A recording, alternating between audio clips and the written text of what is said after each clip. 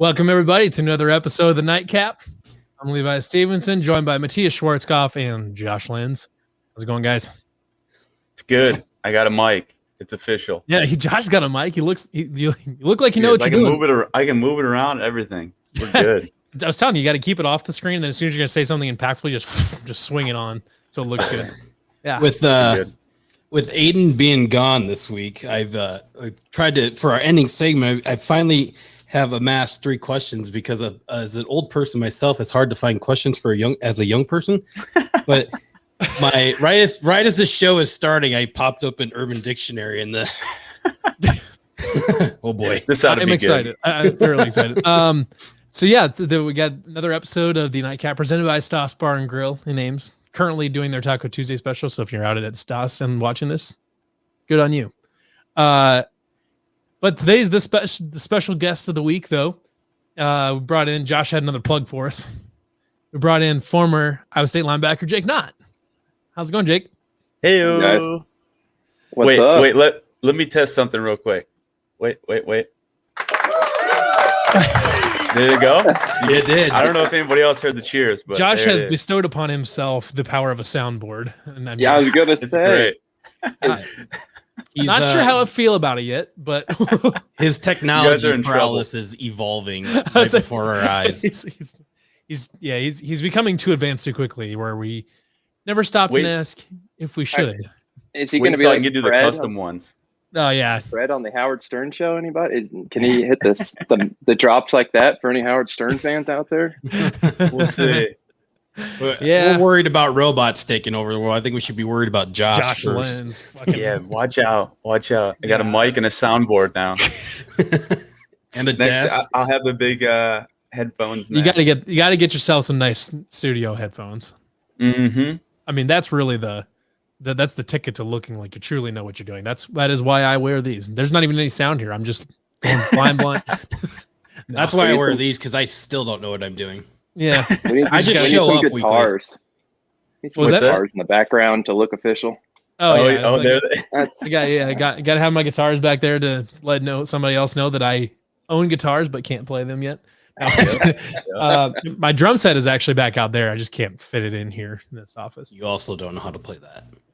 Shut the fuck up. But anyways, if anybody hasn't noticed yet, our child producer Aiden White is not here because he is on his first week of duty as an assistant baseball coach. So I think he had games today. I don't know how they went or how they're currently going, but congratulations to Aiden Wyatt. Where's that at? Who's that with again? I think it's in Gladbrook. I say it's in Gladbrook, Rhinebeck. I'm pretty sure that's where he's from originally. I'm pretty sure that's where I think that's who he's coaching anyways. Yeah. Right. Yeah. Nice. So congratulations to Aiden. The Rebels. Yeah, we will see you back here at the end of baseball season. Looking forward to that. But so Matthias and I are going to run this bitch into the ground while we're waiting for Aiden to get back. And but obviously Jake's the star of the show, so we wanted to talk to him a little bit about his ISU career and all that good stuff. So one thing I try to remember too, if I remember correctly anyways, you and AJ one of you was the last Chiswick recruit and one of you was the first Paul Rhodes recruit, if I remember correctly. Which were you? I was the Paul Rhodes guy. You were the first Paul Rhodes commit. Okay. Mm-hmm. Very cool. So what was your relationship with the program up to that point before Paul Rhodes rushed in? I mean, to be frank, I hated Chiswick and his staff. Whammy. They were like, they just pulled you around. Josh probably can't say the same because I was gonna say by them. I was gonna say that's ironic because I was a Chiswick recruit. Chiswick offered me, and then it was flip flop. But I mean, I don't know. You got in there and you heard stuff from the players and just how he left and didn't really talk to the players, didn't address the players, was just gone. And so I think that. I'm very thankful for Chiswick for giving me an offer, but you hate to hear stuff like that as well. So sure. I mean, I can see both sides of it. Yeah. So, and both of you guys were kind of part of this too, but Jake especially, where you and AJ were kind of the anchor on that defense that really kind of helped kind of push the push, get Paul Rhodes off the ground basically, and helped kind of get that going. What was it like trying, even as a young guy coming in right away, trying to be the anchor of the defense essentially right there in the middle? I mean, how was that for you, and what was your learning curve like for that? I mean, going back and like watching freshman year, I didn't play a ton of defense freshman year, but sure, when I did, and that in sophomore year, like I remember my first game, I had like 2 interceptions, and I go back and I was just like in the wrong spot and just got lucky. And I'm like, this guy, I would have never played this idiot, looking at myself out there. And it was quite a bit of a learning curve, because coming out of high school, like I was kind of just told to go run to the football. And so when you get there freshman year and they're talking about noses and 3 techniques and your alignment off of that, and watching like for a pulling guard and the age, I was like, what? I've never heard of a pulling guard before. So luckily though, I mean, Wally kind of beat it into me, Wally Burnham, and Shane helped, and we always had awesome assistant defensive coach, like GAs at the time, like Josh members Barkema, and a bunch of people that really took a lot of time to help AJ and myself develop, and they kind of put us in there early enough that we were able to get used to the speed of the game, because that was one thing that was crazy different, was the speed. Oh, I bet. It was nuts, and getting used to that, and then reading your keys, and I think becoming that anchor. I didn't really feel great about the way I played until like my senior year, and then I was like, okay, yeah, now I know everything. Now I know everything. Yeah, just in time for a shoulder injury, right? Yeah. Well, I do want to ask about that. that. I do want to eventually ask about that. But what was Wally Burnham like? He always seemed like an interesting dude, like a very really fiery old school guy. Yeah. Like the person I hated the most my freshman year, and to the person that I looked at like a father figure my senior year. Like, yeah. I couldn't have been closer to him by the time I left. And I mean, his entire family like got so close to them. And I think he does a really good job of making you earn that sort of respect by what you do, and, being on time and doing good work. I mean, just the daily grind of it all. He did a really good job, but he was a person like he's one of those relationships I still try to keep in touch with, and just hope for the best thing. I think he still might be like somehow coaching. I was gonna say, is he still coaching? And like a consultant fashion, I believe. We'll find out. We'll find out.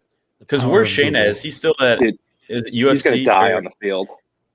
Wally's gonna die on the field. Wally Burnham is currently on the staff of Arkansas, I believe. Yep. Really? Okay. Is Shane didn't he go down there with Paul Rhodes? I think he did, and I think he stayed. Okay. Yeah. Shane Burnham is currently the defensive line coach at UCF. UCF, yep. I'm surprised Shane's not a D coordinator by now. That guy is like, take Wally and times it by 2 intensity wise. I was gonna say, what part of Wally are we multiplying here? The competitiveness. Yeah. Like, like he hated the offense, like our own team's offense, like hated. He would get like fights with our offense, like players. He scrapped with Herman. It's awesome. Yeah. Ooh. I would have paid some serious cash to watch Wally Burnham wrestle / fight Tom Herman. Because like Wally's gonna go for like biting ears and shit like that. Like he's gonna get after it. Biting ears. He's a Mike Tyson. He's gonna Mike Tyson Tom Herman. For real. Wally Burnhamism is better bring your freaking lunch pail. Oh yeah. If you're gonna come at me, you better bring your lunch pail. Yeah, he was a character, man. I mean, because he was a long one. He was old when he coached us. Yeah. Like he was like he was 70s. Like he's a great dude, but like Wally he was old when he coached us. Wally would currently be, let's see. Well, this article from 2016 says he's 74, so he'd be about 78 years old right now. He's seen some shit. He's seen some shit. Oh yeah. Because didn't he play at Alabama. Well, he played Yep. under Bear Bryant, Bear I'm pretty Bryant, sure. Yeah. Corey So there's Morrissey. no. Corey Morrissey says Wally versus Mangino was the ultimate square off.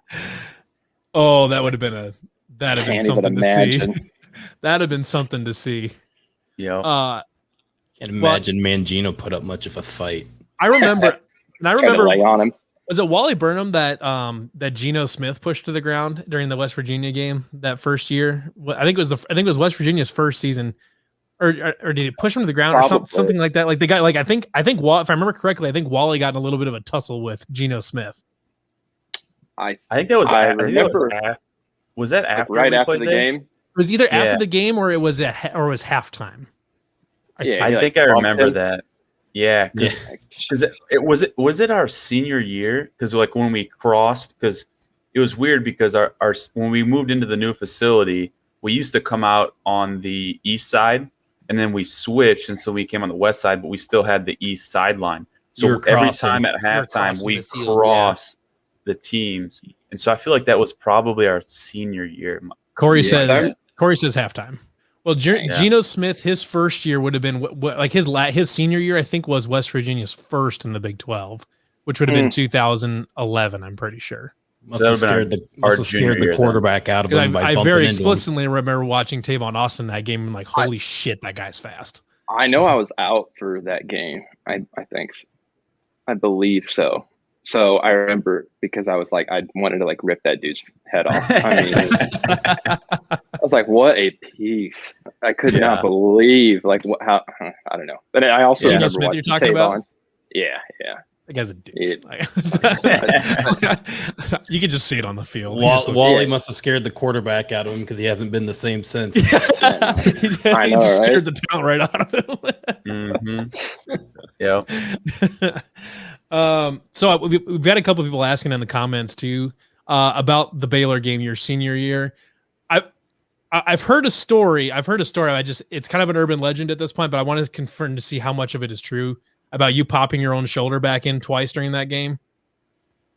That like after it, I think it got injured again in the Oklahoma State game, and that's like every game after that, it would kind of either sublex, which is like when it partially dislocates, or it would like kind of come all the way out. I don't know if I like legitimately popped it back in, but it would like when it would sublex, it would get caught on like the joint and everything would get caught between on the labrum, and because of the labrum was like ripped and it was like, you know, all that stuff, so it would like ball up on that supposedly, and it would be sitting in the wrong spot, so I'd like kind of pull it out and like push it back so like and maneuver it around so that it would lay it flat.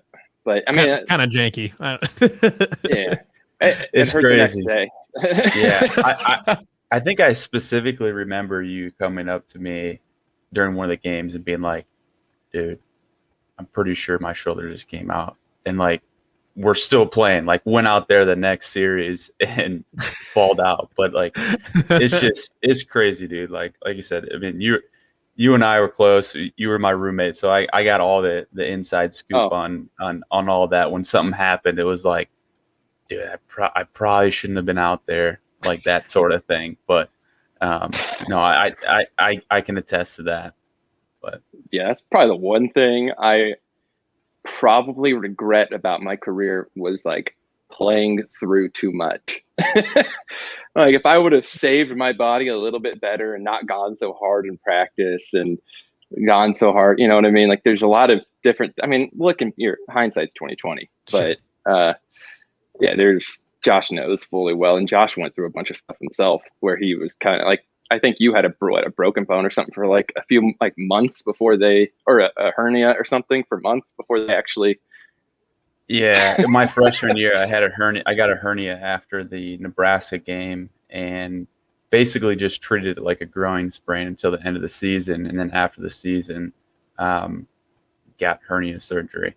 So it's just one of those things, though. It's tough. I mean, as a player, you know, you don't want to let the fans down. You don't want to let the players down, the coaches down. You know, you want to be out there for everybody and give everything you got if it means helping the team win. And so it's tough. I mean, my senior year too, I had my quad. I ripped it off. Like, I still have an indentation in my quad that we were doing one-on-ones, and I just it was the first time I felt something actually pop. Like, was running a go route and it just popped. And then I was out there against Oklahoma, and I caught like a little bubble route, like split the defenders, got through it. I was running on the sideline, and if you go back and watch the film, like, I was literally like limping down the sidelines. Like, it was like one of those things, like, come on. Because one of your legs, you got nothing. You got nothing. Just one nothing. Of the other legs. Yeah. Nothing. Like, I think we just wrapped it as tight as I could and just went out there and tried to play. And it was like, I mean, there's no coming back from that when, right. There's a couple weeks left in the season. And, but that's, everybody goes through that, right? I mean, it's unfortunate, but that's part of the game. Like, you beat yourself up, and, you want to be out there on the field. Nothing worse than being hurt and having to go to treatment and being like, oh, dude, it's like the mental fatigue of that. Mm-hmm. And just kind of being like tossed, like, because you're worthless to the team at that point when you're out, Yeah. I mean, you really are. Like, you go from being like the hero to zero, like, within a minute. And you get it too. Like, you understand from a coaching perspective. You're like, okay, they can't spend any time and energy on you because they got to pay for their family. They got a family, you know what I mean? They got stuff they got to take care of. Right. So you get it. But like, that is the mental anguish of that is just nothing is worse than being out and trying to rehab back, because you have to do like double the amount. Like, I mean, they intentionally make it brutal in case anybody can like get back earlier. Sure. Because they don't want the people that are kind of like faking it or trying to buy time or whatever to because you're going to treatment like at least 2 times a day. You're there longer than anyone else at the facility. And you're waking up early every single day, like 5 a.m. to get there before your workout. So you do not want to be hurt. No, you try to stay healthy at all costs, because that just meant more hours out of your day that you, had to rehab and do extra stuff and all that stuff. What hours did you even have to give? Yeah, no. Well, the NCAA commercial made it seem like you guys got plenty of time. I don't know what you're talking about. Every like person that has played a sport in college was like, yeah, that's bullshit. That's nothing. Yeah. That's not even close. Yeah. No, it's crazy. Yeah. We can stay on the Baylor game here real quick though, but a lot of Cyclone fans go back and like yours and AJ's time, and a lot of people remember that Baylor game for a lot of various reasons. Obviously your last game as a Cyclone, and your heartfelt speech after that week after that or whatever it was. Did you know going into that Baylor game that was going to be your last time out on the field, or was it just one of those things after the game you're like, yeah, it's probably time to call it?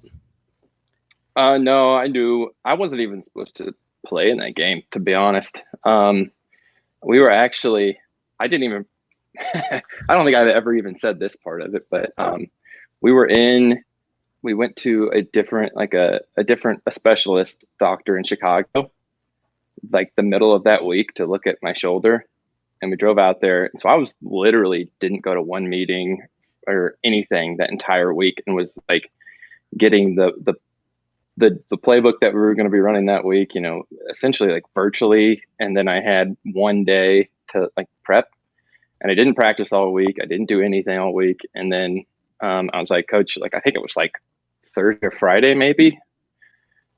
I was like, no, I think it was Thursday. I was like, I think I talked to the doctor, and he's like, you can't make it any worse, but if you want a chance at like playing in the NFL, he's like, you got to do it now, or else you're not going to be able to do any pro day or anything like that, because you're going to be immobilized for 3 to 4 months, like not even able to work out or anything. Oof. So he's like, you can either, I guess you can play, or we can do the surgery tomorrow. And I was like, can we just hold off? Because I was like, I really want them to get to a bowl game. I want, all this stuff, and that was really important to me. Yeah, and I know as as your roommate that year, I know that weighed on you a lot too. Like I know, like going into that, like you kind of like you knew you're like this is it. This is I don't want it to be it, but I also got to look at my future, and if I want an opportunity, like this is probably it. And so I know it weighed on you a lot. And I mean, just dealing with like the day-to-day pain of it, like I don't think I could have done for another week. Like it was pretty miserable. The doctor explained it to me like if you take a golf tee with a golf ball, this is what he said my shoulder was like. Take a golf tee with a golf ball and you take off a third of that golf tee and you try to put the golf ball on that tee and see what happens. Like that's how stable your shoulder is right now. I was like, oh, that's cool. nice visual there. Yeah. Yeah. So that's why it was popping out all the time, like constantly. Mm-hmm. So you're in the middle of that game. Like, I mean, your pain level is at like 10 or more, it goes to 11, whatever it may be. But basically you pretty much, I don't know. I always look back on like you single-handedly like defeated Baylor that day. I mean, I know it's not true, the team effort, but like that was like in a lot of Cyclone fans' minds, like that goes down as like the Jake Knott game. That was the Jake Knott game, yeah. Oh, that's nice of them. I don't. Definitely not. I still like the most vivid play I remember from that game is not. This is like no BS about it. Is Jaquez Washington, and who is the safety behind me, and because I didn't get to game plan like the entire week, they had made like an alteration to like essentially a check to one of our base balls. And it was one of the check. I didn't get to rep it all week or anything like that. And so we go into it, and Jaquez and I, who we kind of work on the weak side of the field together, we checked into a different coverage than what the far side was playing, and they got a touchdown on us, like on two like verticals right at the middle. And that play bothered the shit out of me for like still to this day. Still remembers it to the day. I was like, oh no. It's funny how that works though. I mean, you always remember, like you could have the best game of your life, but you're like, damn, that play, that 2 plays, whatever, you're like, I fucked up. Like, I shouldn't have fucked up. I could have had a better game. Always those ones. Yeah. Oh, Steele Jantz was quarterback though that game, wasn't he? Yeah, I think he was. I'm pretty sure he had a pretty solid game that game, if I remember. 4 correctly. Touchdowns or something. Or I think he had 5 touchdowns against Baylor. He had 5 touchdowns that game. I heard he had 15 actually. Steele, he probably has no idea. A legend of Steele. Steele wouldn't know.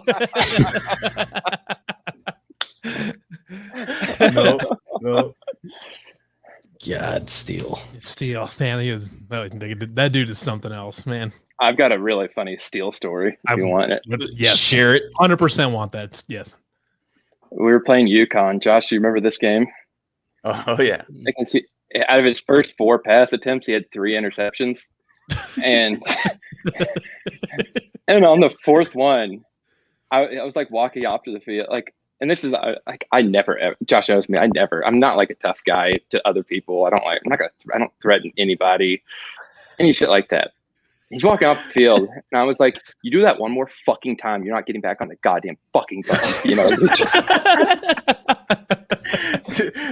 I was so mad because you just look at him and he's just like looking off in his face. Dude. You didn't even bother him, which is a great thing. I mean, I guess. That's what you're supposed to do. Yeah. Talk about feeling heat. You want to feel some heat. You do either like a bunch of 3 and outs or a bunch of turnovers in a row, and you're going to get some looks from the defense as you're transitioning onto the field. And you're like, it from the players, from the coaches, from everybody, they're like, let's stop. Please stop. Like, we're dead over here. Like, type of deal. Sorry. One side's just the one. Sorry. the meme where it's like the guy poking something with a stick. It's like, do something. Well, that just Jake just saying that, it reminds me of like he threw the third interception or whatever, and then like that meme with the Goofy or whatever, he goes, "I'll fucking do it again." Like, that just is what Seal. He's like, "Oh, I'll throw it again. I don't care. Strong arm, whatever." And Steele went back out that next possession, think he's the best damn player on that entire field. That's yeah. what you gotta love about Steele. Can't That's the gotta great load about part Steele. about it. Yeah. Yeah. Yeah. Didn't bother him. He definitely had that quarterback mind where he just didn't give a fuck. Like, from one, I mean, it really was. I mean, you need to have that, right? Like that's done. All right, on to the next. Right. Like I mean, it didn't phase him at all. So whether it's intentional or not, He's just doing. He's got flute music playing in his head, and it's just. Mhm. It's did you know, Yeah. Jake? Did you know that Seal plays flute? I don't know anything about him. I don't. Well, he plays the flute. He plays the I think flute. you guys. I 100% believe it, though. I think you guys underestimate like the mystery of Steele Jantz. Like, even as a fellow Like you guys teammate. didn't know who he was. No, like seriously. Like he had a very small circle within like his roommates, basically. Yeah. Like, were the only ones that knew what was going on. Like, we'd see him at practice, we'd see him at class, and like right. all that sort of thing. But like outside of that, like he was very like he had a small circle. And so, I mean, like I said, like I didn't know what to expect during our show with him, but he came out, he was fired, man. He was great. good. Yeah. He's great. Yeah. But so I asked AJ the same question because I was, obviously it plays the 3-down defense and all that stuff. It's a totally different scheme than what you guys played. And I asked AJ what he thinks of it, or if he would be good in that system. And he was like, I hate that. I hate it so much because he's like, he's used to looking at a 4-3. He's like, I hate it. He's like, what are we doing here? Why are these guys here? What do you think of the new defense? And do you think you would be good in the new defense? The 4-3, I probably can even speak for AJ on this one. It's just like everything is in black and white and makes sense. Like, you understand why people are fitting where they're supposed to be fitting, or when there's like an exotic look, you still everything makes sense. And like AJ and I could draw up what every single person on the field is supposed to do on every single play. You get to that three down, and I played in that in Philadelphia with Chip Kelly some. You got to have some studs up front, first of all. Yeah. And then I think Iowa State blitzes like the middle line. Like, they blitz Rowe a lot. It looks like he's blitzing like almost every single play. They usually bring at least one. Someone's coming off the edge. Yeah. Mm-hmm. And which you've got to have like AJ and I didn't hardly blitz ever. Like, we never blitz really. Right. So, which was great. And also, you don't get to make a lot of TFLs, and you don't get a lot of opportunities for a sack and all that stuff. But at the same time, there's a lot of gray in that 3-down. Like, because it's never a perfect like fit. You usually have a guy going head up on the center and trying to like 2-gap him to take off focus. So you got to have a really good nose, and then you've got to have athletic but long ends who can also hold 2-gap and hold their gap, because essentially they're supposed to be able to like take up either gap. And in the NFL, you pay dudes like those are the freakiest people in the world, like outside linebackers in the NFL, freaks. They are studs because they are so long, so explosive, and so fast, and they can make up for a lot of those little openings. And then as a linebacker, you just kind of have to have feel. I mean, there's not a set gap that you're going to be hitting like there is in a 4-3. So in Philadelphia, was yours a true 3-4, or was it the 3-3 stack that Iowa State runs? It was a true 3-4. So it's slightly different. But I mean, they essentially end up in the same thing. So yeah, they just come from a different, like, they try to hide it a little bit more. And they had some variations that were exactly like a 3-3 stack, just depending on the formation, offensive formation, and all that stuff. So yeah, it's always an interesting one to ask because it's just totally different than than a 4-3 or what we used to play and stuff like that. And it was just, I got a kick out of AJ's reaction. He's like, I hate it watching it. I hate it. I don't know what's going on. I hate everything about it. He's like, but it works. And that's I know. Yeah. That's the thing. It's like, if it works, it works. Like, you know, you can't hate on it too much, but at the same time, right. There's zero clarity. So that's why AJ and my mind, I think we're fairly similar. It's like, you give us like that black and white setup and where we know, we'll play fast. Yeah. You make things all gray, and it's like, you just got to have a special, like, certain type of players back there. Sure. And I don't like it either, but it is what it is.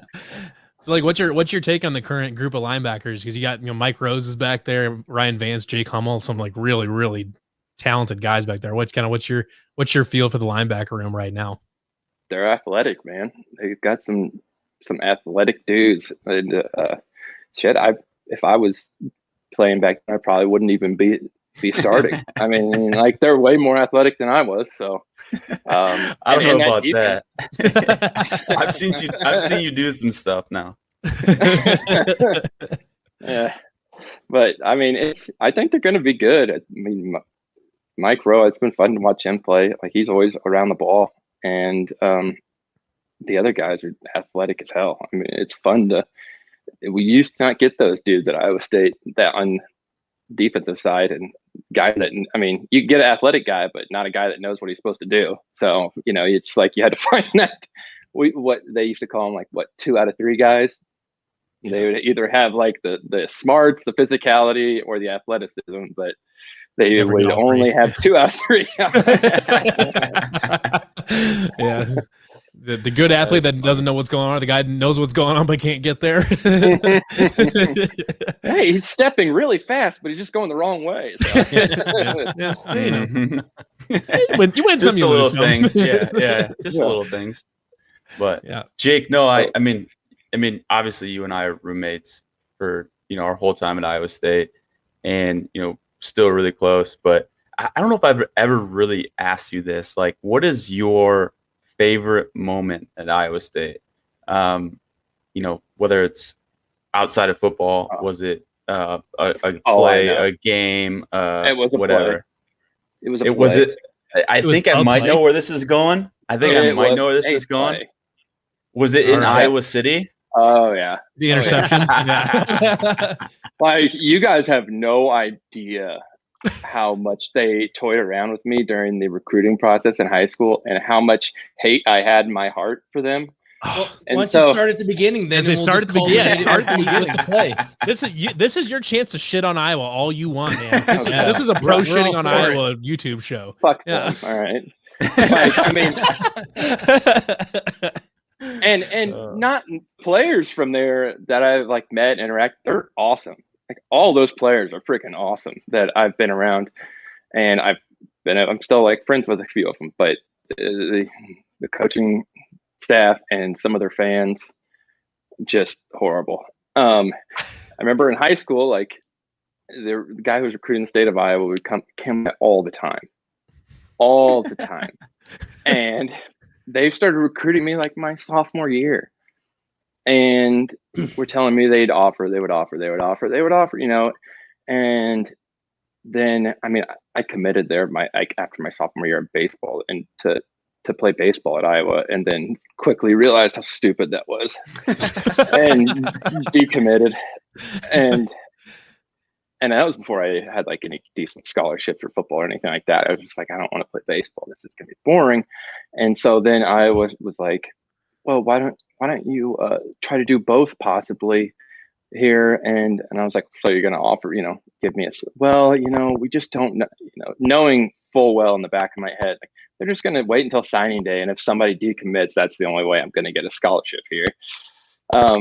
And so of course that plays out, but right when I committed to Iowa State, like, I get a call, and this was like a month before signing day now, because I committed right on the spot to Rhodes, and was so thankful that whole process was over. And when that happened, they called my high school coach, and like, if we offered him, would he decommit from Iowa State? And this is the only time I had ever like cussed in front of my high school coach, because he was really against it. And I was like, can you please tell them to fuck off?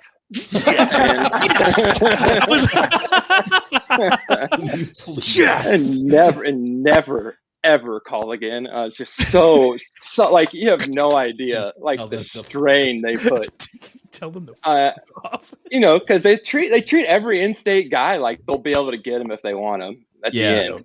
You know 100%. What I mean? Or at least 100%. They used to. I don't know what they do anymore. Well, I'm sure they still walk around like King Ding Dong, saying that they can take whoever they want from Iowa. Yeah. Yeah. I'm sure. No, so I think from our time at Iowa State, we used that as fuel. I mean, there was times where, we'd be maxing out and Jake and I would be in each other's ears like, oh yeah, fucking, we weren't good enough, huh? We weren't good enough. And like, we use that as fuel. And because like I said, I mean, I know you guys hate to hear this, but I grew up an Iowa fan, wanted to play at Iowa, but I got the same runaround. It was like, hey, we really like you. We just want to see how things play out. We want to see how your senior year goes. And from Iowa State, it was not that. It was like, hey, we really like you, and we want you. And as soon as I heard that, I was like, yes, let's go. Like, loved Iowa State. Took a visit there. It was great, and I was like, I never looked back. And so Iowa just does that. Like, they know if guys are in-state guys, if they want to play at Iowa, if they grew up, Iowa fans, that sort of thing, and they play to that. Like, it's not right. Like, dude, this is our life. Gotten, yeah, but they've also gotten a lot of guys doing that, right? They've gotten a lot of guys to walk on, and some guys it works out, some guys it doesn't. And there was a guy that was on my traveling basketball team. Darian Howard was his name, and he would have been a stud tight end at Iowa State. Stud. And it was the same thing. He got an offer from Iowa State. Iowa was saying, hey, we want to see you play your senior year. We're going to wait it out, yada, yada, yada. Long story short, they never offered him. Iowa State pulled the offer. He ended up still getting a scholarship from UNI, but like, he would have been a stud. He was like one of the top dudes in the state, wasn't he? Yeah. He was like number 2 or something like that. Like, yeah, he was a great dude. I mean, he was a great tight end too. And but it's just stuff like that. Like, they just know and they play to it. And kind of play on the emotions a little bit. Exactly. A lot of it. They told me at the end. At one point, they said I wasn't. They didn't see my frame being big enough to play linebacker there. I was like, was that after you told them to fuck off, or before? He's telling them to fuck off with like 60-pound barbell, like 60-pound dumbbells in each arm. Oh, so I have to thank them for making me work out like as hard as I did. Seriously, like, we use that as fuel. Like, guys, I may have just thought of an interesting marketing opportunity for us. We can start the fuck off Iowa weight gain program. like, I wonder. We can make some money on this, guys. Well, maybe for myself, can there be 2 versions where it's 12-ounce curls? And it's 12, yeah. Well, okay, so you told your high school coach to kindly tell them to fuck off, and so now let's fast forward to the Iowa game. You're in Iowa City. The tip interception. What's Are you like running off the field? Like, I mean, you weren't giving the double birds in Iowa City, probably not, because they probably like would pin you down and like stone you. But yeah, I mean, they'd have thrown a beer can at you. Going through your head, all those past memories are flowing through you. I mean, just kind of go through that. It honestly seemed like I was like dreaming or something. Like, it couldn't, like, this couldn't have happened like this. Like, they couldn't have just won the game that way. It's not possible. Like, it was like, when am I going to wake up type of a feeling. And I remember like going and like my parents had ran down to the bottom of the stands and like hugged me. I was like like pure ecstasy. I don't know how to, like, it was the most amazing feeling. Like, I don't even think I slept that night. I was like, we were so like jazzed. Still got the ball in your hands. You're yeah. Because I know crazy. as an offensive guy, right? We went down. I can't remember if we turned it over, like kind of in their end zone, or we punted, or wasn't it? Yeah. Final It was like 9-6. something like that. Yeah, It's another Steel Jantz throwing interception. Yeah, some game, shitty you know? shit garbage. It game. might have been. It was. That's exactly. That's Was it really? precisely what happened? Yes. Because I remember like that happened. Like we were driving, we're like, oh, we're gonna seal this. Like it's over. Like we got these guys, and then that happened, and it just had the feeling. Because I mean, so we went 2-2. So against Iowa, our junior and senior year we won, and then our freshman sophomore year we lost. Didn't play freshman. We didn't really play that much freshman year, so you can't count that against us. Yeah. You guys didn't play, you so it go. didn't count. There you yeah. go.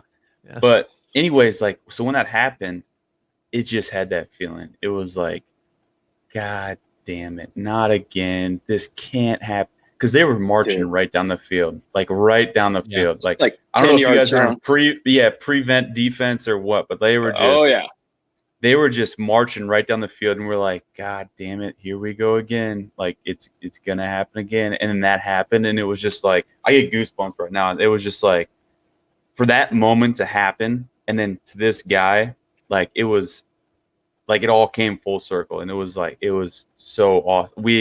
We celebrated so much in the locker room. Do you remember walking off the field like it was you and me at one point, and then like Rhodes grabbed us both? Yep. And it was like right in the tunnel, and like it was just said like I never seen him so happy. And if anybody says that they don't put that game a little bit higher up on the pedestal, but I mean they're just straight lying to your face. There's no doubt about it. Especially if you're from Iowa, and that game means a lot. Mm-hmm. Oh yeah. Mm-hmm. Yep. And even the guys that aren't from Iowa, they get here and they figure it out pretty quick. Oh yeah. Oh yeah. 100%. 100%. So. No, yeah, that was awesome. Coincidentally, there isn't like a very good I know the videos that they have it's like they're all blurry now, but I don't know why, but here's at least a picture. But I was trying to find the Des Moines Register. Des Moines Register one, right? Because I had that for a while. I don't know where the hell it went, but Andrew said that he still has it hanging. Still got it hanging on his wall. Yeah, that's the only thing that I have framed from my time is like I have two pictures from different newspapers framed, and those are the only things. I'm like everything else looks like I'm just like too much, like kind of a living in the past jackass type guy. And it's like you peaked in high school guy. yeah. But that I'm just like, no, this will stay. You guys were partying in the locker room, and I was pretty well lit up in Iowa City as itself, and it was like a pin drop. You could hear a pin drop in Iowa City, and there's probably the loudest person in that town was and I lived to tell the story. So yeah. That is awesome. Unfortunately for Levi, I lived. So I was gonna say I kind of wish I would have heard about you getting punched in the face or something like that. I mean, I could have just Jordan Bohannon the whole thing. But the best part about that one in the Register was looking at the fans behind it. Like I know 100%. You see the couple. There's a couple like. That is the best part. That I love that. Road because it was just. I mean, it was hanging up there forever.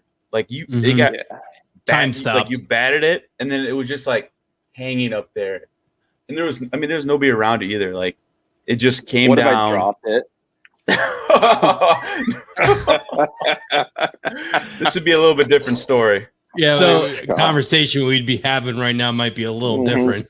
So I don't even know. I don't know the context of this picture, but it was from the Des Moines Register, and it's not even a front page, but I remember taking a picture of it because it's when I was in college. I don't remember what years it is, from 2012. So this is probably this might have been so this has been after like 2011 game, but I don't know how this ended up being, how this got approved intentionally or not.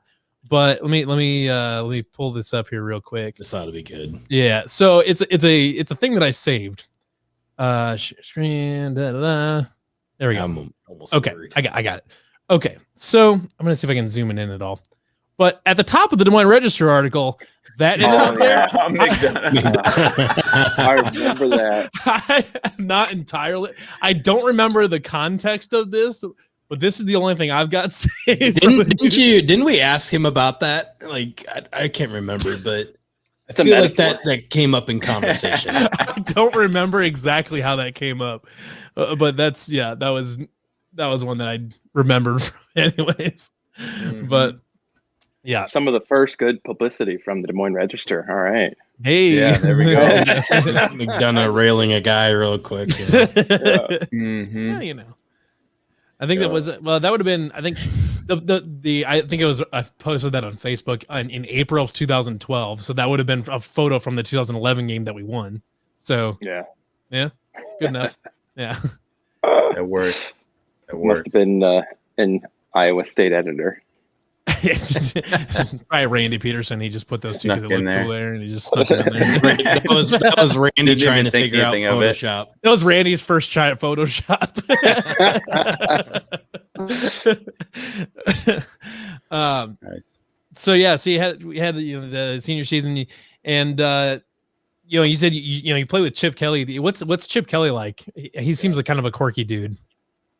He does think like he kind of changed the way I thought about football. Really? Just from the, I guess you can apply it to just about anything, but he would bring in like, do you know who Simon Sinek is? They're like the Start With Why book. That sounds Yeah. familiar. Yeah. Yep. Like Leaders Eat Last. And that stuff. They bring like those types of people in to speak to us about like, he was really big on explaining, obviously, why am I making you weigh in every morning? Why am I making you do a sleep tracker? Why, and would explain how that translates and what that does for your body. And he would have sleep experts come in and talk to us. And he got like really into the science behind it all, which, up until then it was just like, okay, go harder and stronger and faster and do all that stuff. And it was a unique way of doing it. We would have periods of practice where it was like you'd have 5 minutes, like, or 4 to 6 plays of like you go 100%, and then the next period you'd be on a knee walk through, and then because he was like, you need to practice at 100% speed. If you're going out and practice at 75% speed, it's not gonna get you ready for an actual game. So why would I run you guys down into the dirt when that's not what it's going to be like during a game? You're going to have breaks in between. You're going to be off the field and then back on. And I was like, that actually does make sense. Wow. Yeah. That's awesome. Didn't We have a good- we have a- apply for the bottom of the rafters guys though, like Josh knows. Oh yeah, no, you do scout and the reps with the twos. It's, What? All the time. it's real. Okay. It is Yes, real. sir. It is. It's a grind for sure. So I've got a fan question here that it's kind of unrelated to what we were just talking about, but the black uniforms. Do you like the black uniforms? Yeah, I do. I think that I think they wear them a bit much though. That's fair. That's fair. I think they're cool, but they should go on a, like a 1 game, maybe 2 games a year thing.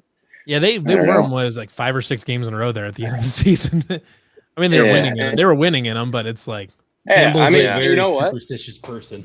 Campbell is a And if that's your thing, then do it. I mean, it works. If it works, it works. Ain't nobody gonna mess that up. I mean, they're Whatever you popular got to with- do. They're popular with the recruits. You see all the pictures coming out of yeah. like their visit days and stuff like that, where they take the pictures, and like probably half of them at least have the black uniform on.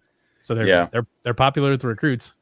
Well, another thing too, Jake, we touched on this on one of the prior episodes, but I mean, we didn't have an opportunity to do anything really. Like it was like you wear this. There's no sweatbands. There's no swag. No nothing. Like this is what you're wearing type of deal. So I would love to rock some all blacks. Oh yeah, or that in Philly whatever. was so dope. It was so sweet. Like when we wore Yeah. those, I was like, it was like 1 game a year that they did it. I was like, oh, they're slick.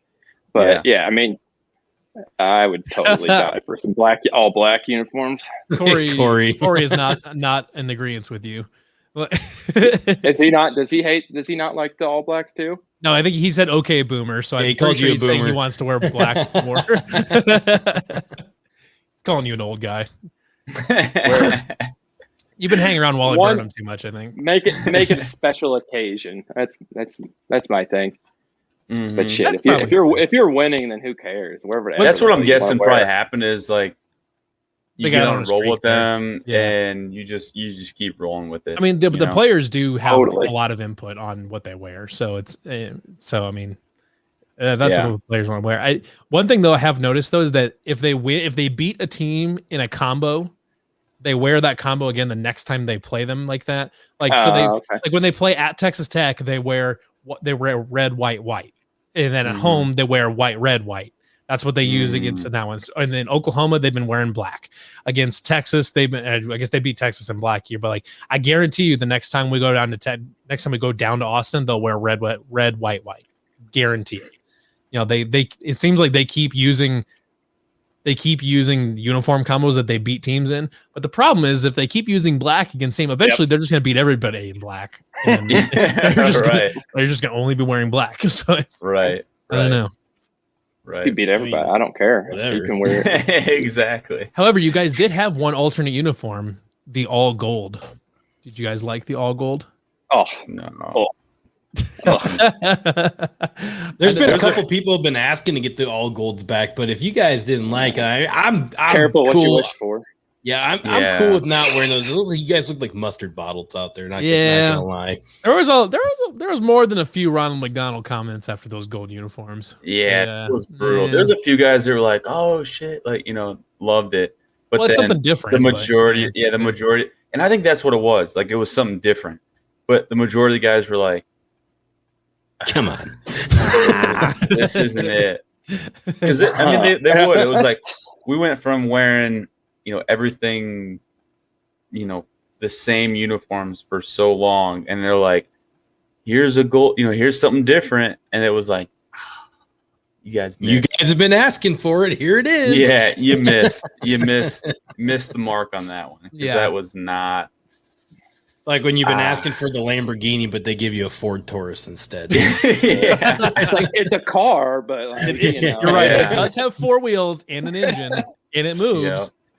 Not quite the same thing, but I mean, if you notice though, like Campbell has largely eradicated gold from the entire uniform. Outside of the numbers and some trim, gold is like nowhere present on the uniforms right now. No, I don't get the impression he's much of a gold fan, anyways. So I wouldn't anticipate any sort of. I mean, he even got rid of the gold pants, like because you guys wore a red top and gold pants or whatever. I mean, they don't even wear gold pants anymore.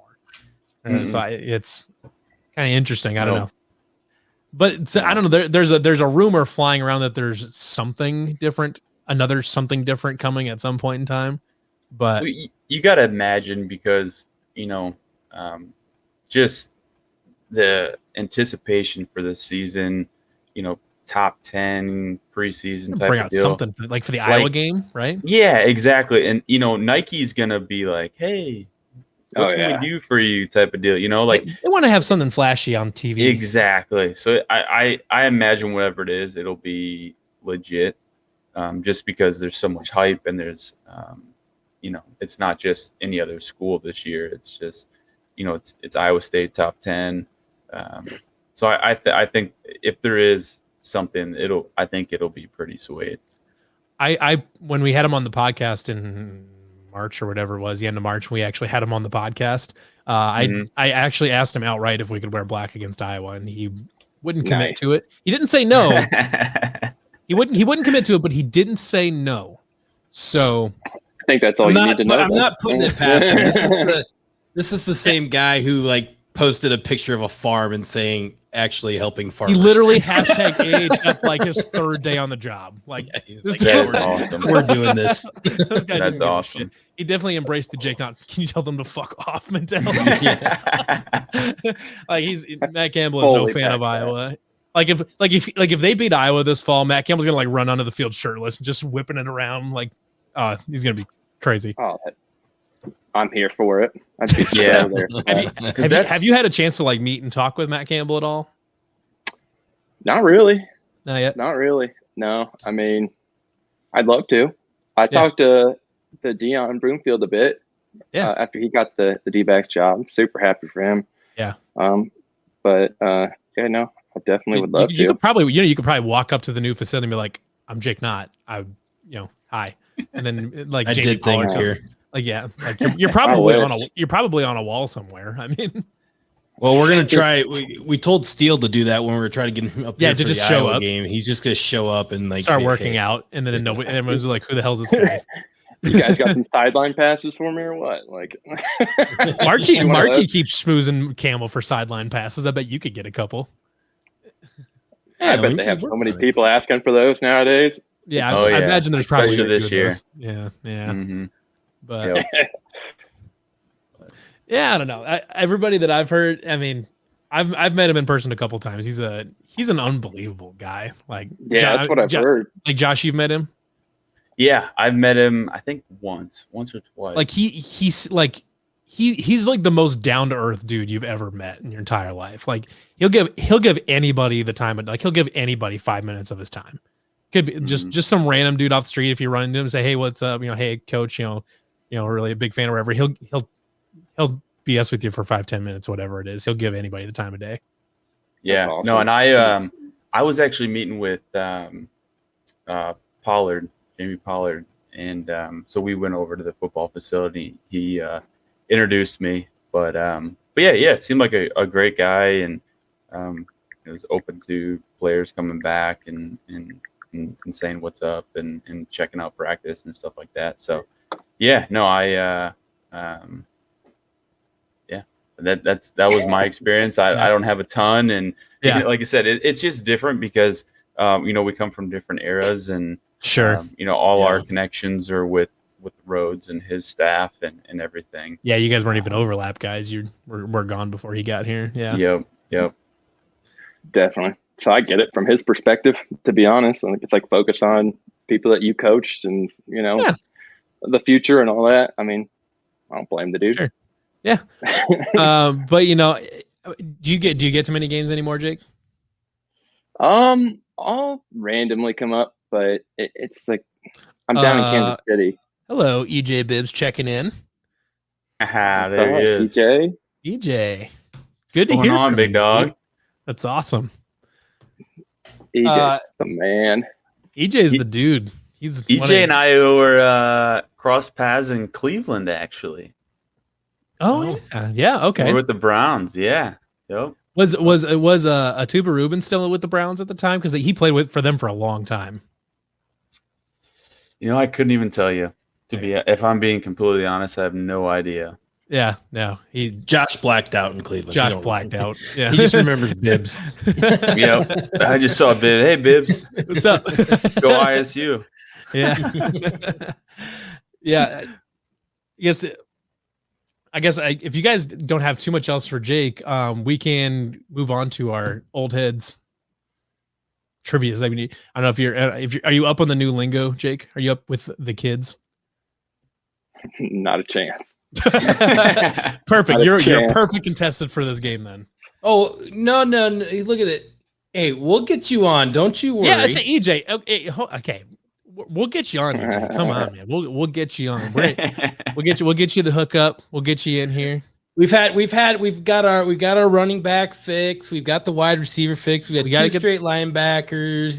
We got to get some tight ends in here. Tight ends in here. Yeah. Well, absolutely. Well, I mean, and obviously we are a very pro tight end podcast / YouTube show as well. We're very pro tight end in many ways. We are very pro tight end. Yes. You guys got anything else left? We've been kicked off YouTube now now we've again violated. Yeah. Did we really?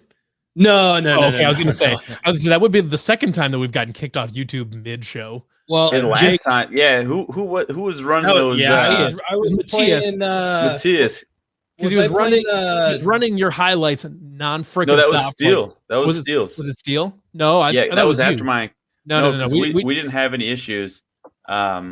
Yeah, Josh's highlights are like, no problem. I don't think we out of the vault, and they're like, no. We didn't lose. I know we didn't lose Steel. I know for a fact we didn't lose Steel. I don't know who it was, but we did not. Lose that's why there has been no video sent because was it? Yeah, I think it was. It was Steel. I think it was Steel. Because Lazard, we didn't do any. I don't think we did any highlights. Yeah, Lazard, freaking Goodell would probably just jank us up. Yeah, Roger Goodell would have put the clamps down on that pretty quick. Mm-hmm. Yeah, I think we showed did we show one like his? Yeah, Yeah, that was with the Missed catch. They Yeah, were okay, you- well. Nathan Brown says they were Steel highlights, so maybe it was during Steel, but I didn't remember us losing the feed on that one. But whatever. I don't know. Yeah. But No. I mean, I guess we can, before we move on. Yeah. I know, we talked a lot of great things, a lot of great memories. Jake's my guy. He's my roommate for 4 years. Jake, obviously there's an elephant in the room. Oh yeah. Do you want to Let's go ahead, the fans dude. know Address it. anything? Do you want to touch on it? I mean, Yeah, like I dude. said, you're my boy. I know you're a great guy, but I want to give you the opportunity to kind of address Sure. the elephant in the room. Totally, dude. No, that's no problem. I'm glad that I've got a bit of a platform to kind of finally do it, because I kind of just went dark for like 5 years. well, you only to be got honest. halfway to Steel, so I mean, you still That's still made it longer. So Not quite as mysterious, but yeah.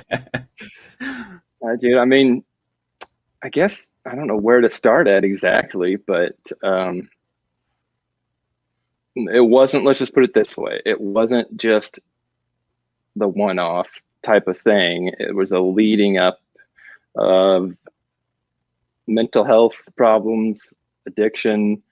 I mean, 7 surgeries in 7 years. You can kind of do the math of what that probably is going to lead to. Sure. Not thinking in my right mind. I've been clean and sober for over 4 years now. So I'm pretty happy about that, because for a while there, I'm not pretty happy, I'm ecstatic about it. Yeah. But for a while there, you were like, kind of just like the shame cycle, I guess, and you just kind of dig deeper and deeper into your hole and deeper. And then you keep repeating the same sort of like not self-deprecating, but what's the word I'm looking for, Josh? Like when you're just self-sabotage, you mean? Self-sabotage. There it is. That's it. Like you're self-sabotaging yourself, and you don't even understand why. Like you're like, why am I doing this stupid shit? And you kind of have to wrap your head around the fact that addiction, like, you go through football and you get told, just man up, right? Like you're just told constantly to just man up. And it's not football. It's just, I mean, society as a whole. Just suck it in and man up and do whatever you have to do. And that's kind of what obviously led to an issue for me. And it's very, very, I mean, I put my family through hell. I put my friends through hell. Did a lot of just things that you can only be described as maybe not in the right frame of mind. It's not the right word, but it was totally in a different state, because you really don't realize until you go through something like that of how much it just takes. I mean, Josh knows, like I've been upfront with Josh about it throughout the entire time, and he's been one of the very few people outside of like my amazing girlfriend, Maddie. She's like been a rock. Josh has been a rock. My family's been a rock. And I've got like a couple friends around Kansas City that have been amazing. And I probably wouldn't be alive today if it wasn't for those people, and kind of rewiring my brain into understanding that you have to actually ask for, like, you have to go out, and the manly thing is asking for help and getting the help and not just trying to suck it up. I think this is like the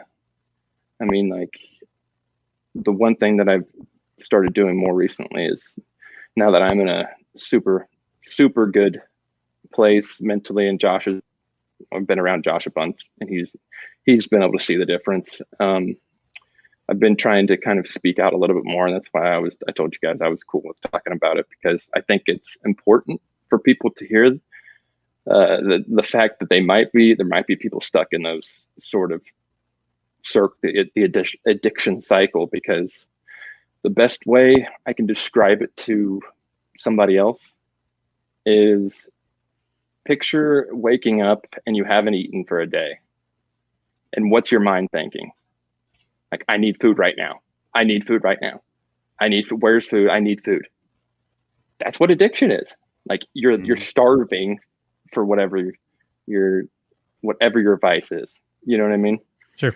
And until you get, I mean, I've gotten tons and tons of help and continue to stay on top of it, because I know it's something that you're going to live with for the rest of your life. Like, I'm wired, I can either use all my time and energy to do really, really great things, which I did for most of my 90% of my life, or I can let it get into a bad area. I'm not going to do that anymore. You know, I've been able to, I understand it. I understand how to structure my environment now. I understand who to be around. I understand. I mean, there's a lot of things I had to learn the hard way.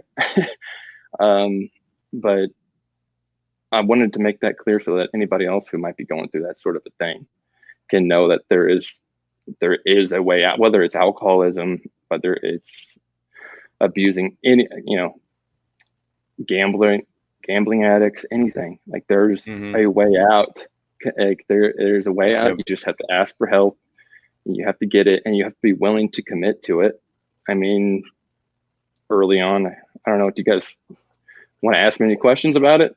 I'd be more than happy to. I'll just I'll kind of make a point here, because, like I said, I mean, you're my guy through and through. You're in my wedding.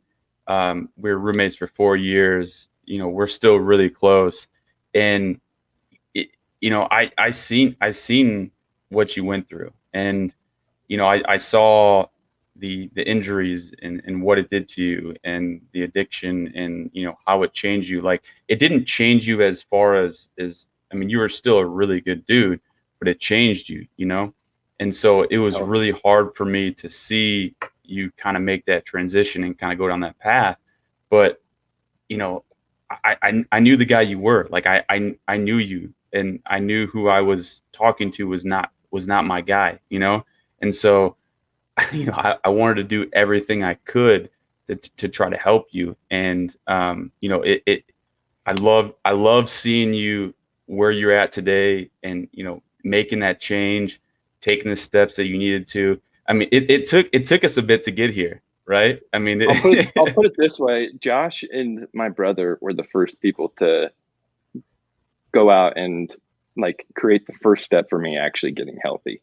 They went and told my parents about it, and they told, I think you told Jantz or somebody told our strength coach, who was like pretty much a counselor for everybody, Jantz McKnight, and a few other really important people. And that was literally like the first time. I mean, I'd probably been like 2 years or 3 years or something at that point, without anybody saying shit to me. Like, and people had and like Josh had the balls to actually do something. And I told him, like, I don't know, a year or so ago, I was like, you weren't too happy with me. Oh, no, I wasn't happy with him at the time, obviously, because that was the addiction talking, to be honest. Yeah, like, yeah. I wanted to keep using, because I thought that was the only way I could keep playing. Like, that's the only way I could you know, thinking at the time, obviously stupid, but like, I can't keep playing without the help of this or whatever, like, because everything hurts too much. And now that you know, of course, after being clean and sober for 4 years, it's like, God, I was an idiot. Like, what was I thinking? Like, no, it's totally fine. I feel better now than I ever have felt my entire life.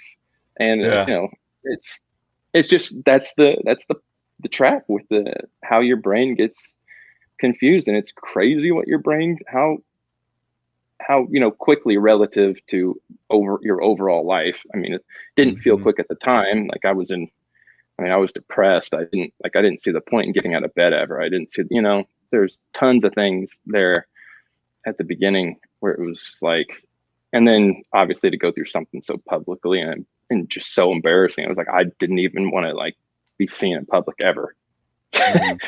Yeah. So the fact that I had like people like Josh around still, it was like that's what I said. That probably people like Josh and my girlfriend and my parents and my brother and sister saved my life. That's a bad place. Well, I mean, I'll kind of speak for like, I mean, probably a lot of Cyclone fans in themselves, and then you know, I've talked to Josh, but Josh, you're probably the same age as me. You know, going through college and watching you on the field and things like that. I mean, us as Cyclone fans will always look up to you. I mean, you're like you're the epitome of like what it means to be an Iowa State Cyclone, I would say. And you may not know it, but a lot of us will always look up to you. You're always going to come up, and when people talk about the Cyclone legends, your name's going to always pop up on that list. And it's as a fan, somebody who admires, people who put in the ultimate sacrifice of, playing on the football field, we can't thank you enough for everything you did for Iowa State, and, kind of to embody that Cyclone way, or, what Paul Rhodes said, be proud, or, all that jazz. So, I mean, Yeah. maybe you don't not know now. Excuse me. You may not know it now, or you may not have known it in the past, but all of Cyclone Nation, they're always going to admire you. They're always going to think about you and things like that. So, I guess that's about it for me. Yeah. But And to kind of piggyback on what Matthias said, I mean, Matthias and I are just two random dudes. I mean, we're not. We're just two random dudes and whatever. I'm a guy that ate a cheeseburger an hour ago, and I'm sitting here talking to a guy that punched out a ball against Baylor and then had a torn shoulder. But we're just two random dudes. But like I think everybody that is aware of it too is like, once you're a part of the Iowa State family, I mean, you truly are. You're a family member. So we love you, Jake. And we want we're really couldn't be happier to hear that you're doing awesome. Yeah. All that. I'm sure everybody else watching too, really appreciate everything you had to say and talking about your struggles, but then also talking about your kind of your victory now, or you're on the path to victory, or whatever, maybe, especially when it's addiction, something that, you're never truly at the destination. There is no destination. You're always, it's an everyday type of thing, and kind of doing that kind of stuff. And we couldn't be prouder of you, Jake. And we're glad you're here. You're here to talk with us and be your best self. Couldn't be prouder, and couldn't be happier. Absolutely. You guys are freaking awesome. I appreciate it. Really, I really, really do, because I'm telling you, man, it brings you to some dark places. So the fact that you guys, and I mean, it's my own fault for not like getting out there earlier and seeing the support that I have from people like you guys, because you really don't know how much that means.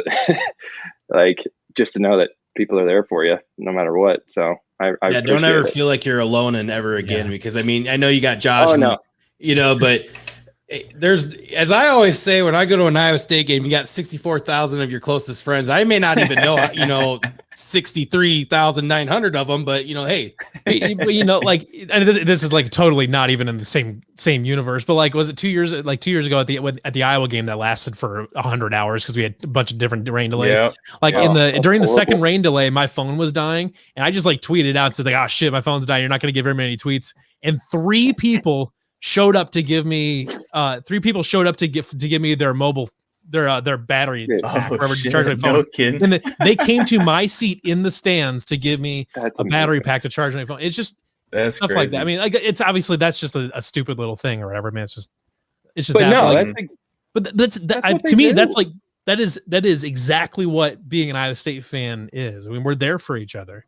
Mm-hmm. It's like the biggest family you could ever have. Like, I mean, I absolutely love anybody Iowa State. I mean, I work with some Iowa State people, and it's like in the back of my mind, I know they are aware of what's gone on, because I work with them and all that stuff. And they have been the kindest freaking people in the world to me. Like, it's just like amazing to have that sort of, like you said, like they're willing to sacrifice something of their own to take care of you. And like, they know they look at the person as a whole and not just a shitty event, like a stupid mistake.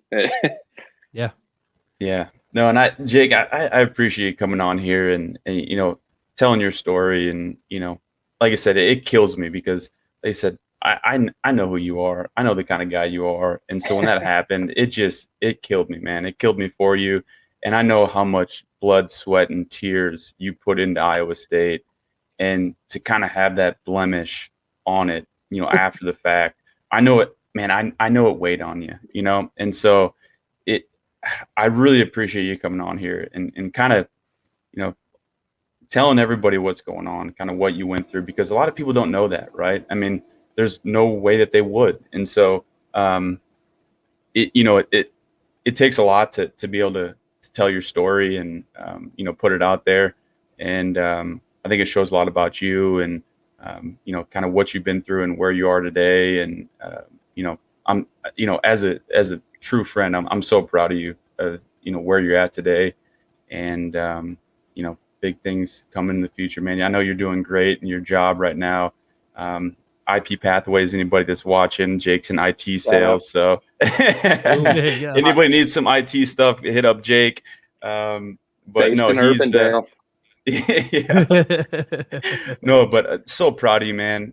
You know how far you've come, and like you said, we've always been boys. We always will be boys, and I'm so glad you came on tonight and got an opportunity to kind of say your piece and let everybody know what's going on. So thank you. Yeah, man. No, yeah, thank you for saying all very that. much for sharing that. That was very Felt like you guys and everybody that has supported me during my career kind of, I was talking to Josh earlier, they kind of deserve to know. It's because I just went dark for so long. It's like I wanted to make sure. But Jake, the thing too is if you were a walk-on that never played, we'd still be incredibly proud of you. Like it doesn't matter that you were, you know, who you were for a playing career. I mean, whether you know you or it's just or you're just a walk-on. I mean, all of that. I mean, it wouldn't change anything. We'd still care about you, love you like a brother, all that. Yep. Absolutely. That's why Iowa State's so amazing. That's why all the good recruits need to come there because. And there's the plug, folks. There it is. Boom. Boom. There you go. That's how that's done. That's awesome. That's awesome. Awesome. Well, thank you for that, Jake. You guys got anything else? Anything else for Jake? I don't think so. It might be time to It might transition. It might be time for full disclosure, Jake. I know you may not know the lingo of the kids because neither do any of us. But since Aiden's gone, I attempted to put together. As an resident old fart with all four of us here, I attempted to put together a lingo quiz because Aiden decided to go coach and do real people Aiden things. has decided he's better than us. So Boo. Yes, indeed, boo. Yeah. So give it a whack. What do we call this? Old heads, new trends. Do you guys have the Aiden versus the 90s little deal? I want to show Jake that because I feel like we need to show Jake who Aiden is. So for context, Aiden was born in 2001. He is a young pup. Okay. He is very young. We lovingly call him our child producer. Yeah, so we have a game that we'd ordinarily play with him called Aiden versus the 90s, where we give him 90s trivia because he wasn't even born for it, but all of us would know it, whatever. So stuff like that. So this is our like lead in for it. And that was Aiden. That was Aiden. So that's what we ordinarily play, but you know, since Aiden's out, we won't be able to do Aiden versus the 90s. We'll have to think of some questions. If Aiden will be on maybe sparingly through the summer, but we'll have to think of something throughout to carry that memory to keep that. Well, he's not dead. He died for the summer. Not to keep on carrying a memory. No, he died for the summer. It's like the Julio dead. Jones Atlanta Falcons tweet, right? You guys see that? They're like, if you notice, responded like, did he die or like have you noticed? traded? Have you noticed that we have not had one single mention of a former Bears quarterback this entire show? No Trubisky. No Trubisky mention. Dude, what about Nick Foles, man? Okay, real quick. Let me go on this Trubisky. I do not understand. I'm Bears fan through and through myself, but I do not understand why like 25% of the Bears fan base is still holding on to Trubisky like he's going to come back in 5 years and save the franchise. Like, it's not happening. He was booty hole for 4 years. It is not changing. Let it go. Like, people are tweeting his Buffalo Bills photo out and like he died. Like what we're just talking about. Like they're like, we'll miss you. I'm like, stop. Just let it go.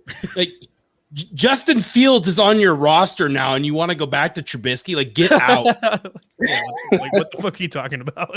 God. Man. And that's it. Okay, is that the end of your Bears rant? That's my Bears rant for the week. Okay. Also, hand it off to Montgomery Moore. Yeah, there you go. And give the ball to David. Okay, so the segment that we are actually going to be doing that Matthias has headed up is called Old Heads, New Trends.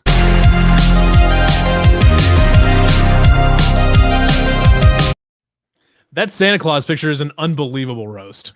I hope I look that good when I'm that old. You look like a politician, dude. Like you look like you're gonna be like the governor of Pennsylvania or something. Like that. That's what you look like, man. Who knows? Hey, you know what? Age that well. Like we'll just let it simmer for a while, but like when there's another governor race, like we should just enter Josh into it and like just steamroll this thing. Just use that picture.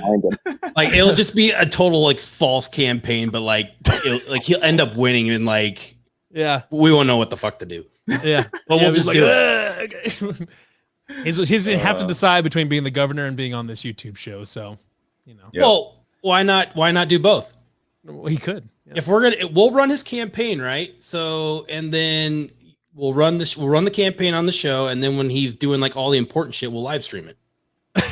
There you go. Sounds good to me. There you go. All right. Anyways, old heads, new trends. First question. First question. Bear with me as we struggle through this all, but we'll just do it anyways. I learned as going through this, so we're all learning together here. So, what is a Finsta? Finsta? A Finsta. And I'll let it's something on Instagram. Maybe. But I'll let Jake, since you are our guest, I'll let you try to guess on this one first. Oh God. Finsta. Is it like Finsta? Yes. Okay, Finsta. Okay. So my mind was going to thirst trap for some reason on Instagram. I might know what this is. Can I go next? Yes. Go ahead. Don't like any comments. No, is it like a fake Instagram? Fake Instagram? Like you in a way, but not in a way. Like a side, maybe like a side Instagram. There you go. You got her. So a Finsta is actually a second Instagram.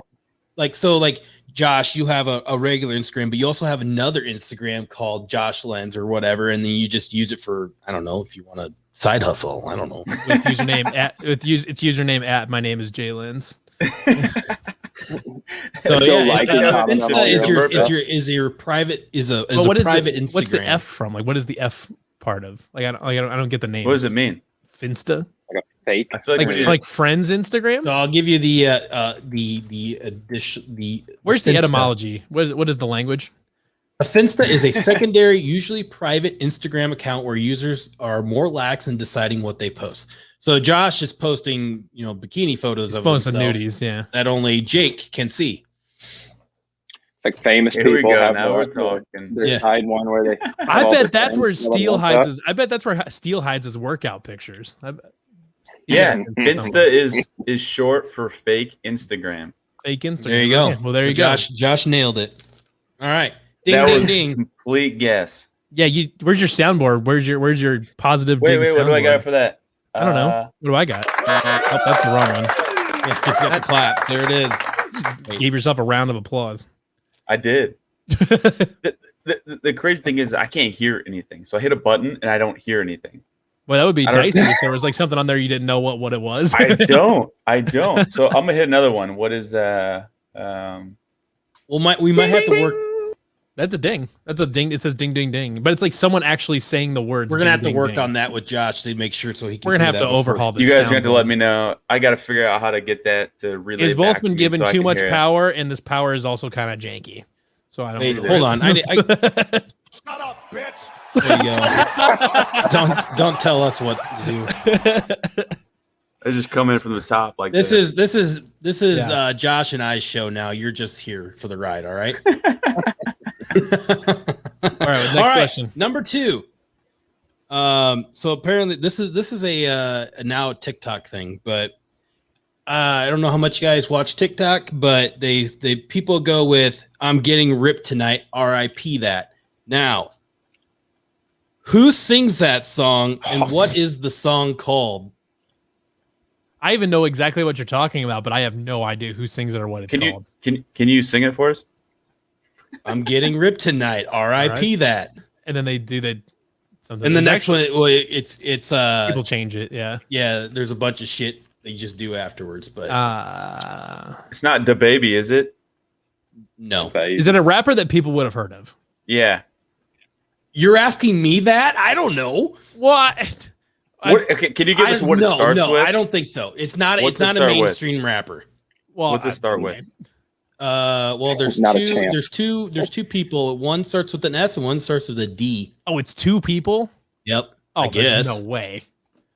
Not a chance. I've never heard of these people before. So. Not a chance. I mean, is like I can't even think of like a D. I can't either. Does the D start with duh? Is it DA? Okay. No. Is it DU? D-O. All right. So are you guys throwing in the towel? Yeah, I'm Yeah, there's All no right. chance So the that two. this- The Wait, the hold on, two Jake. people- Jake. Does it Jake? You say D Yeah. is like featuring. No, it's just like it just has it has one name, comma, the other name, and then the song name. God, I don't know any of the new rappers.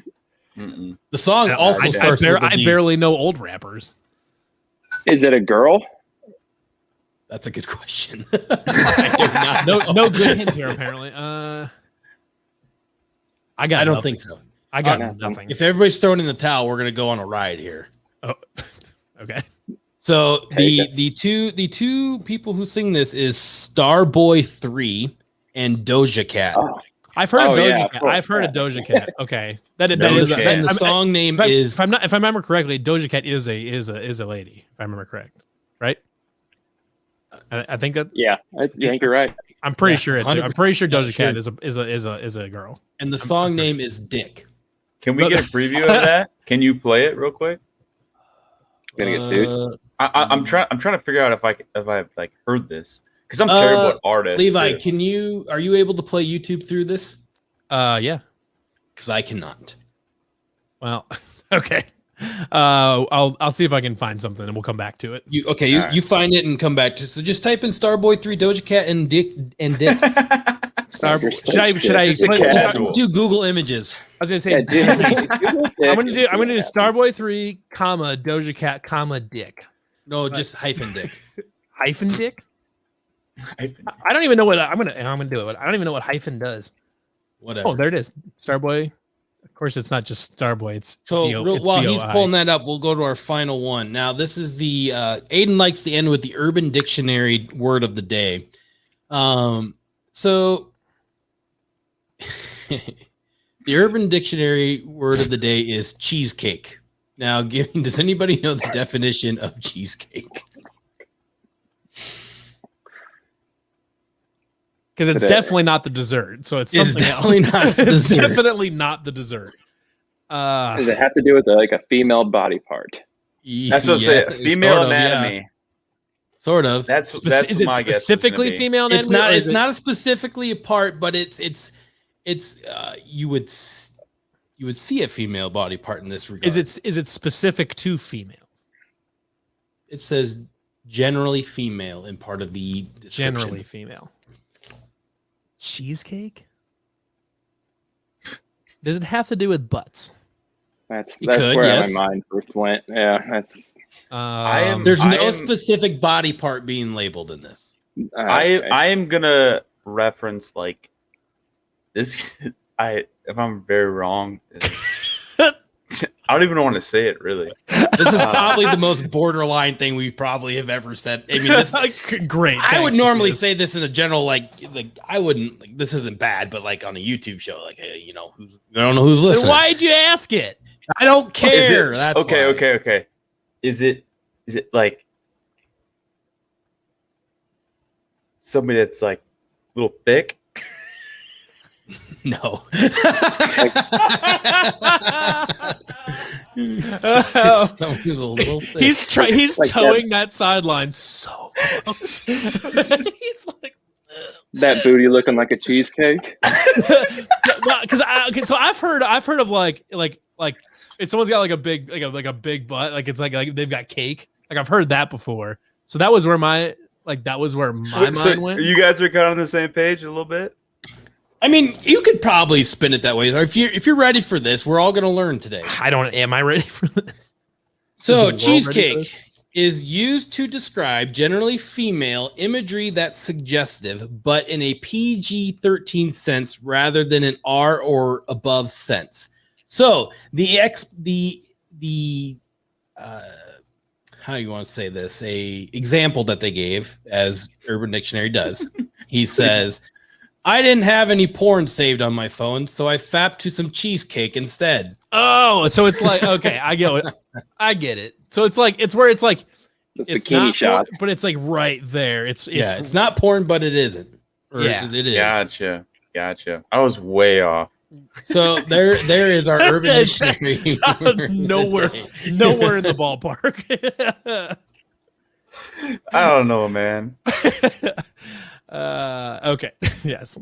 I'd be curious if Aiden knew that one. I don't think Aiden would have tossed that in there. He probably would have overlooked that. I think he would have done a different one. He probably would have went to June 7th. Aiden's got more to lose than we do. Yeah. Well, June 7th word of the day was egg. Oh, this is literally the word of the day. I didn't. Okay, I thought you just we went don't through want to talk Urban Dictionary about and that one. We're just and gonna just- skip over that one. egg. Nope, we're not even going there. Not talking about that one. Okay. I'm gonna look that up. On a side note. Yeah, you can do that after the show. I'm not trying to get. I mean, it's whatever, but it's probably we don't want to get into that discussion. No, I'm not gonna announce it. But Just anyways, you can't just say that and then. not have it yeah, looked you up. teased it too much. Like I you just can't- want to avoid the conversation, just in case we say the I'm wrong not. things. No, I'm not. Okay. So, anyways, before we get in trouble. Yes, that was all. I just noticed that Josh's picture on that has a mustache. Does he? Yeah, he does. Josh has a mustache in that. That's funny.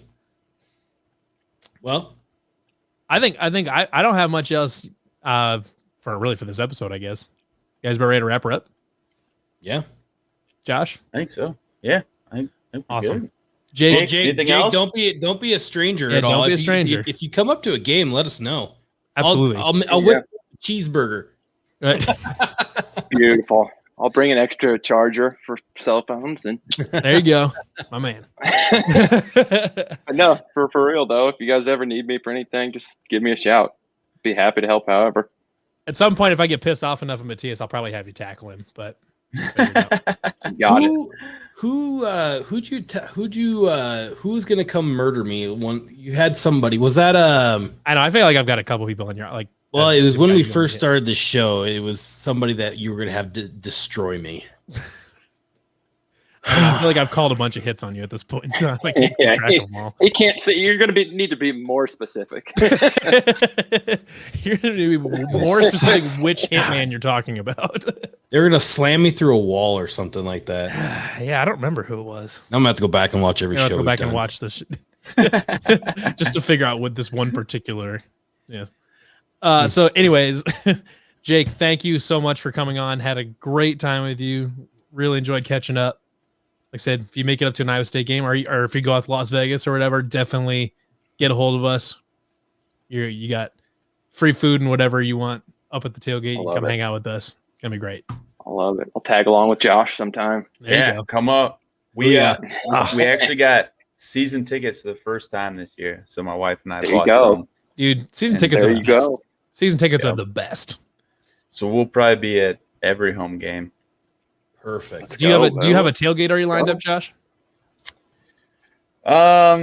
Yes and no. So I think Lane has 3 spots through our company, True North, and so he said I could grab one of those if I wanted to. So, but I don't know. We might just find one somewhere as well. And Damn and that post Lane stuff. Danielson. So. How dare he know people? I mean, I've got a tailgate that you can stop by. I Yeah, will but probably you stop suck by. though, so Just- nobody you wants gotta to be hang ready. out with You're gonna have to be ready to pound some alcohol at like 6:30 in the morning, but I'm sure you'll figure it out. He can do that. He can do that. Say no more. you. Say less, as the kids would say. the pace, because what we usually do. So this is what I usually do. We get there while we're setting up the tent and stuff like that. I usually have a bottle of champagne and some peach tea. Don't ask why. Tastes great. It just does. Don't even ask. But I want you go through a bottle of champagne while you're setting everything up. And then as soon as you do that, it's breakfast time. So we do White Russians and then put Cocoa Puffs and eat it like cereal. I've had them. They're good. They're delicious. Really? High quality. No kidding. We also I'm put more of like Cookie Crisp or Cocoa Puffs. I'm more of a get the day going by shotgunning some Bush lattes. Hell Well, yes. well, you do that. You do that between bowls of cereal, but Every tailgate, we have an ambulance we tailgate out. Every That's your tailgate I get out, chaser? we don't set up anything. I get out, shotgun a beer, then we set up. Yeah, exactly. Yeah, because you have to christen the tailgate properly. Yeah. Yep. Yeah. I don't know what this champagne cereal stuff is. It was I a just- total. The champagne and peach tea thing was a total accident, but I'm going to absolutely continue to do it at every tailgate because every time I've done it, we've won. So I'm not There you even go. gonna. Not, Can't stop now. it's. I mean, it is clearly what is powering Iowa State's Yep. current football success. So Exactly. Exactly. all right, so we'll wrap her up for this week. Thank you to Jake for coming on. Thank you to Astas for helping us make this thing happen. If they're talking at some point though, we are going to have to do one of these from Astas from Taco Tuesday. That's where I had my first illegal drink at. Did you say legal or illegal? Legal. Oh, okay. Not you my go. first drink, but my first legal drink. That was where I blacked out during Cole Netton's game-winning field goal at Iowa. We've all There we got go. Astas memories. Well, you've got Astas memories. I know I was there. Yeah. Somebody told you that. Somebody told me I was there. So thank you to Astas, our wonderful sponsors. Jake, thank you for coming on. Really enjoyed having you. It was a ton of fun. We'll hopefully see you up sometime this fall. For Josh, Jake, Matthias, and myself, for Levi, everybody, hope you enjoyed this episode. We'll see you again next week on the Nightcap. Everybody have a great rest of your week. Go Cyclones.